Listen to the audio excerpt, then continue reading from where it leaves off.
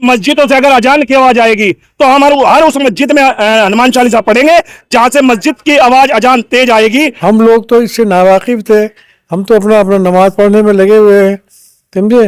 और ये तमाम चीज़ें जो है ना फसाद की जड़ होती हैं। और ये अजान को लेकर के हम अगर चाहें तो हम इससे भी कम कर सकते हैं अजान, हम तो शांतिपूर्ण आदमी हैं।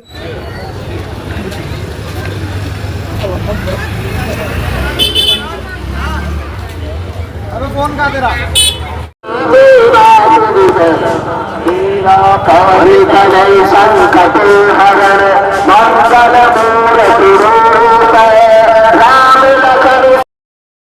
अभी पुलिस प्रशासन ने रोक दिया, इस बार हमें रोक नहीं पाएगा। इस बार हम मस्जिद के अंदर जाके हनुमान चालीसा करेंगे।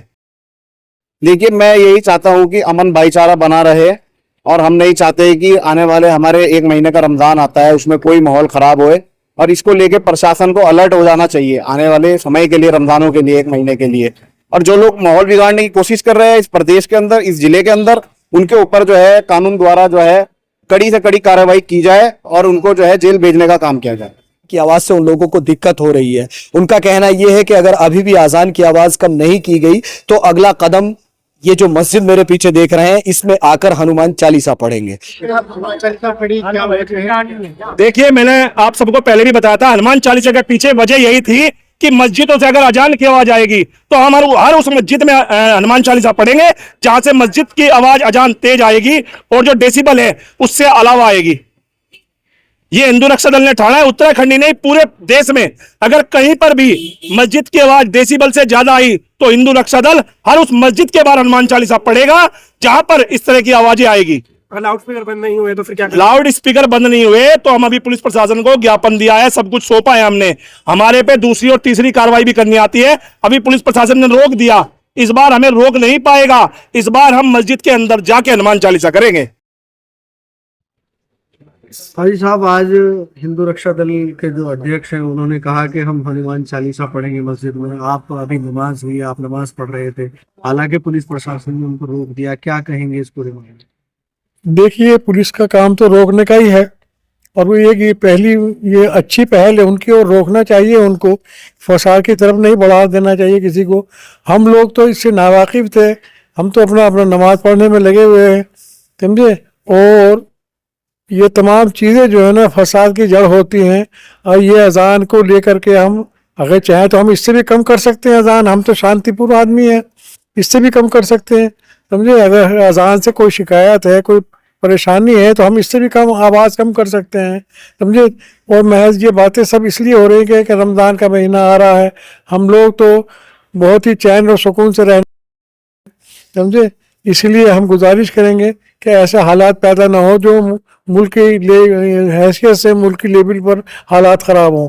हाजी जी, शासन प्रशासन से कोई अपील करना चाहें? जिस तरह की घटना हुई है, अगर ना रुकते तो मस्जिद तक आ जाते हैं। बस शासन प्रशासन से ये है कि हम उसका शुक्रिया अदा करते हैं कि उन्होंने रोका, और रोकना चाहिए उन्हें कि ऐसे लोगों को जो फसादी लोग हैं उनको यहाँ तक नहीं आना चाहिए।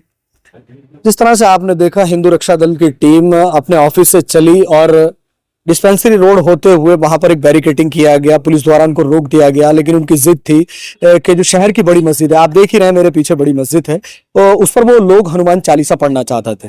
हालांकि पुलिस प्रशासन की जो मुस्तैदी रही है वो काबिल तारीफ रही है, उन लोगों को यहाँ तक आने नहीं दिया गया। लेकिन मुस्लिम कम्युनिटी के जो लोग हैं वो यहाँ पर खड़े हुए हैं। चलिए उनसे बात करते हैं, उनका इस मामले पर क्या कहना है, क्या कहेंगे। वो लोग यहाँ पर आना चाहते थे, हनुमान चालीसा पढ़ना चाहते। देखिए, पहले तो मैं सबसे पहले अपने यहाँ पुलिस प्रशासन का बहुत बहुत धन्यवाद, आभार व्यक्त करना चाहता हूँ कि उन्होंने ऐसे अराजक तत्वों पर अंकुश लगाया जो कि एक मस्जिद, एक धर्म विशेष के लोगों की इबादत गाह के आगे आकर एक हनुमान चालीसा पढ़ने के लिए एक उकसाने वाली बात कर रहे थे, जिसको लेकर पुलिस ने बहुत समझदारी से काम किया और उन लोगों को बैरिकेडिंग पे ही रोक लिया गया।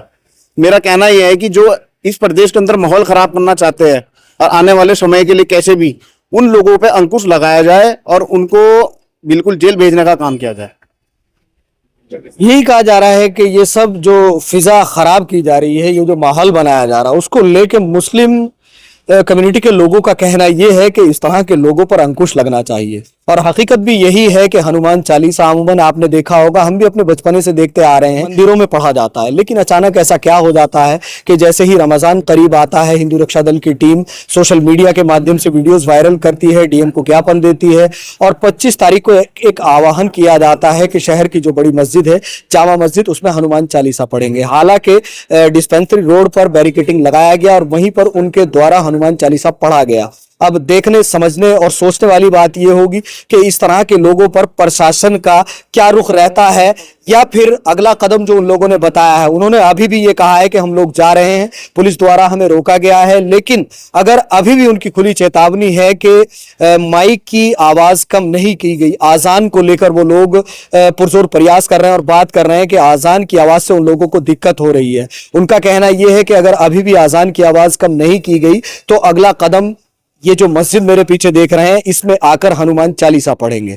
अब देखने सोचने समझने वाली बात यह होगी कि प्रशासन का, शासन का इस पर क्या रुख रहता है, इस तरह के लोगों पर अंकुश कब तक लगाया जाता है, या फिर देहरादून की फिजाओं में इसी तरह से नफरत का जहर घुलता रहेगा।